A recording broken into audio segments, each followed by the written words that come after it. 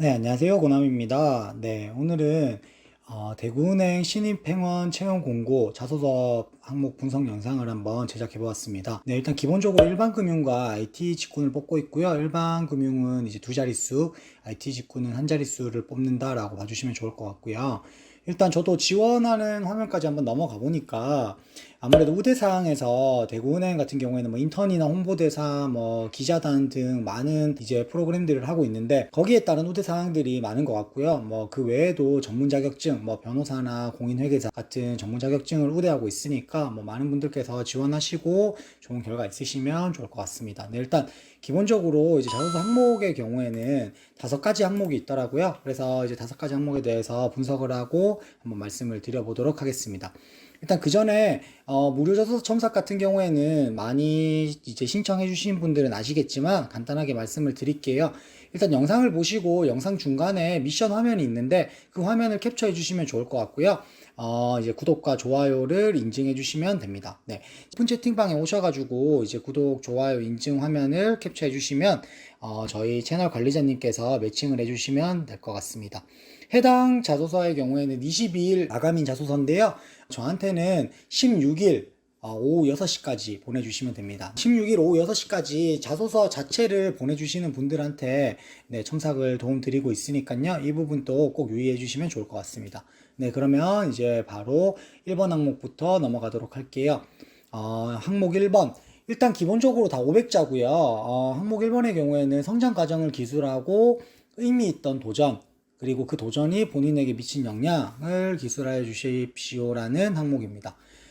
제가 이제 매 항목마다 문단 나누기랑 서론 2가지씩은 말씀드리고 시작할 예정입니다. 그리고 문단 나누기는 제 영상 중에서 실제 자소서를 바탕으로 첨삭하기라는 영상이 있는데 그 영상을 보시면 조금은 이해하기 쉬우실 거예요. 서론의 2가지씩 같은 경우에도 예시를 한번 드리자면 1번의 경험을 봤을 때는 어떠한 도전을 통해서 어떠한 것을 배운 경험이 있습니다. 뭐 이런 식으로 간략하게 하는 것이 2가지이니까 어렵게 생각하지 마시고 서론의 2가지식으로 풀어가야지 아무래도 그 다음 내용에서 조금 더 자연스럽게 연결하게 될 거고요. 뭐 그뿐만 아니더라도 자소서를 처음 쓰시는 분들이 어떻게 시작해야 될지 모르겠다 하시는 분들이 많기 때문에 2가지식으로 작성하시는 것을 추천드립니다. 네, 그리고 사실 이러한 도전, 어떠한 성장 과정 속에서 굳이 부정적인 내용이 나오지 않아도 됩니다. 제가 많이 강조드렸다시피 자소서의 부정적인 내용을 줄이는 것이 중요하고요. 부정적인 내용이 나오게 되면 아무래도 부정적인 방향으로 흘러갈 수 있고 그런 느낌을 줄 수 있기 때문에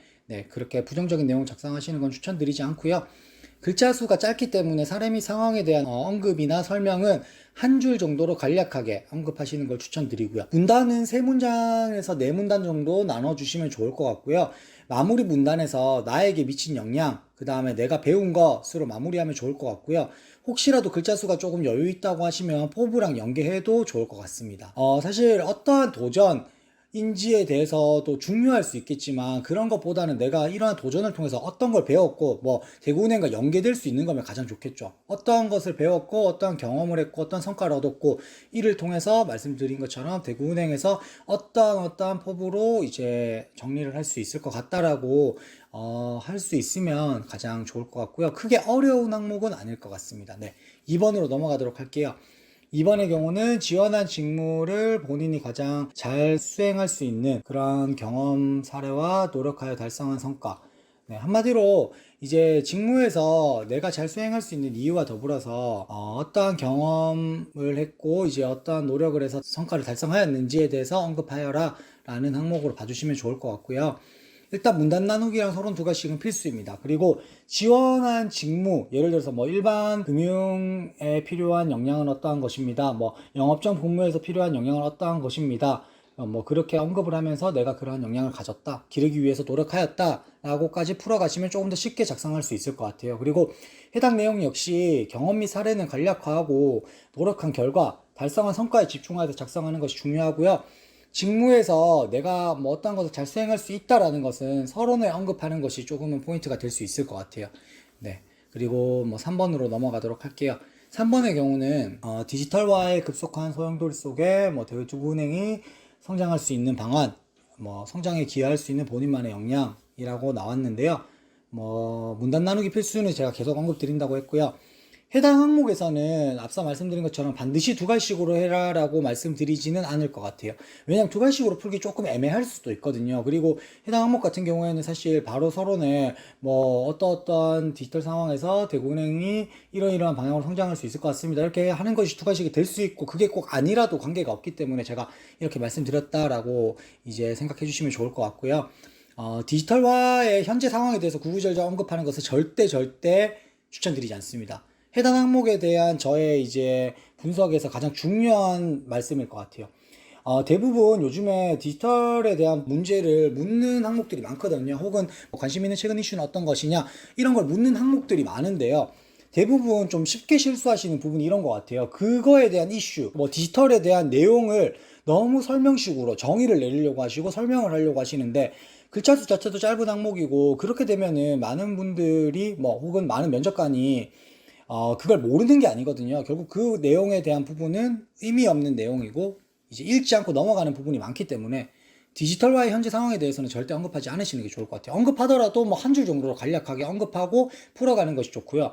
해당 항목에서는 대구은행의 성장 방향에 대한 것을 글자 수로 사용하시는 게 좋고요. 여기에서 대구은행의 어떤 성장 방향은 추상적 혹은 포괄적으로 언급이 가능합니다. 하지만 기여할 수 있는 역량, 여기서는 무조건 구체화된 기여 방향, 구체화된 역량이 나오는 것이 좋을 것 같습니다. 네, 4번으로 넘어가도록 할게요. 4번의 경우에서는 고정관념, 편견을 깰 수 있었던 계기, 그 다음에 그 사건으로 변화한 것, 일단 뭐 문단 나누기, 그 다음에 이것도 두 가지식으로 작성하면 좋을 것 같고요. 고정관념과 편견을 언급할 때 부정적인 표현을 최대한 배제하고 그걸 간략하게 언급하는 것이 여기서 포인트예요. 그러니까 고정관념을 얘기할 때, 뭐 편견을 얘기할 때 당연히 부정적일 수밖에 없겠죠. 편견이라는 단어 자체가 부정적인 단어잖아요. 고정관념도 마찬가지고요. 근데 이러한 것을 언급할 때 부정적인 표현을 최대한 배제하면서 작성하는 것을 생각하고 언급하시면 좋을 것 같고요. 해당 항목의 경우에는 사례를 조금은 풀었어도 괜찮아요. 다만 뭐 너무 길게 모든 상황을 언급하는 것은 추천드리진 않지만, 사례를 뭐 어떠한 상황에서 뭐 어떠한 경험에서 어떤 계기가 있었습니다 정도의 풀어 쓰는 것까지는 괜찮다라고 말씀드릴 수 있고요.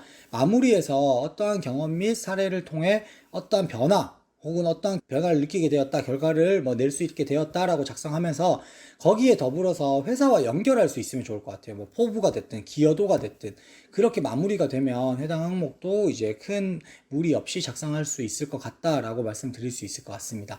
근데 이제 편견과 고정관념에 대해서 간단하게 말씀을 또 드리자면, 은행의 업무의 편견, 은행의 업무의 고정관념을 깼다라고 하는 방향은 조금은 추천드리지 않습니다. 뭐 가령 예를 들자면 은행의 업무에서 반드시 필요한 건데 그거를 깼다라고 말하면 조금은 무리가 있겠죠. 네, 그런 것만 주의하셔서 작성하시면 보다 좋을 것 같아요. 5번으로 넘어가도록 할게요. 일단 5번의 경우는 일단 내가 CEO가 된다면 이루고 싶은 계획을 얘기하는 거예요. 그러니까 뭐 해당 항목도 당연히 문단 나누기 필요하고요. 작성이 어렵다면 무조건 서론에 두 갈식으로. 그러니까 이거 어떻게 풀어가야 되지 고민할 때는 일단 항목에서 묻는 거, 대구은행에서 CEO가 된다면 이루고 싶은 계획을 기술하라는 것이 항목에서 묻는 거니까, 대구은행의 CEO가 된다면 어떠한 계획을 실현하고 싶습니다, 뭐 혹은 어떠한 목표를 토대로 뭐 이러이러한 목표를 이루고 싶습니다, 이런 식으로 작성하면 그게 두 갈식이 되고 풀어가기 쉬워지니까 이렇게 작성하시면 좋을 것 같고요. 반드시 현실 가능한만 작성해야 된다라는 것은 아니고요. 뭐 그렇다고 해서 무조건 비현실적인 것도 좀 아닌 것 같아요. 어느 정도 현실 가능하고 어떠한 계획이든 작성이든 현실이 조금은 가능하면서 이제 나의 창의성이 보여진다면 보다 좋을 것 같고요. 추상적이고 애매모호한 것은 작성하는 것은 아무래도 추천드리진 않죠. 이러한 계획 같은 거는 무조건 구체적이고 대구은행에 대해서 관심을 보여줄 수 있는 계획이면 가장 좋을 것 같아요. 그러니까 다른 은행에서 이미 하고 있는데 대구은행에서 난 이걸 계획하고 있습니다 하면 너무 금융에 대한 관심도라든지 이제 은행에 대한 관심도가 떨어지게 보이겠죠. 그리고 실제로 대구은행에서 이미 하고 있고 대구은행에서 계획하고 있는 건데 내가 CEO가 된다면 이루겠다, 이것도 사실 관심이 없다라고 생각할 수 있기 때문에 어느 정도 사전 조사가 이루어져 있고 난 다음에 작성하는 것이 좋을 것 같은 항목이 5번 항목이라고 보시면 좋을 것 같습니다. 네, 그리고 단기적인 계획, 장기적인 계획을 나누어서 작성하는 것도 이거 작성하기 어려우신 분들한테는 하나의 방법이 될 수 있어요. 그러니까 뭐 CEO가 된다면 단기적으로는 어떠한 계획을 이루고 싶고 장기적으로는 어떠한 계획을 이루고 싶습니다라고 풀었으면 조금은 작성하기 쉬워지고 내가 언급할 때도 좀 더 쉽게 언급할 수 있습니다. 네, 하여튼 지금 5번까지 이렇게 자소서 분석을 해 보았고요. 제가 계속 강조드린 것처럼 문단 나누기는 영상에서 계속 강조하는데 안 하고 주시는 분들이 거의 70% 80%예요. 그러니까 최대한 문단 나누기 어떻게 하지 하면서 봐주시면 좋을 것 같아요. 왜 그러냐면 제가 누누이 강조드리지만 항목에서 어떤 소재를 선정하고 어떻게 작성하는 게 중요하죠. 하지만 읽히지 않고 가독성이 떨어지면 면접관 입장에서 혹은 보는 사람 입장에서는 잘 보이지 않고 눈에 띄지 않기 때문에 일단 문단 나누기부터 하시고 풀어가시면 가장 좋을 것 같습니다. 그리고 뭐 대구은행뿐만 아니라 이제 다양한 은행들이 뜨고 있는데 금융권을 어필할 때에는 글을 작성하는 능력도 본다라고 말씀드린 적이 있어요. 그러니까 글을 좀 매끄럽게 작성하고 남들이 읽기 편하게 작성하는 것도 하나의 역량으로 봐지기 때문에 최대한 작성하실 때 가독성 높게 작성해 주시면 좋을 것 같습니다. 네, 많은 분들께서 무료 자소서 첨삭 신청해 주시면 좋을 것 같고요. 마감일에 너무 임박하게 주시지만 않으면 제가 최대한 이제 뭐 첨삭에는 3일에서 4일 정도가 걸리니까 최대한 빠르게 첨삭 드릴 수 있도록 노력하겠습니다. 네, 지금까지 고남이었습니다. 감사합니다.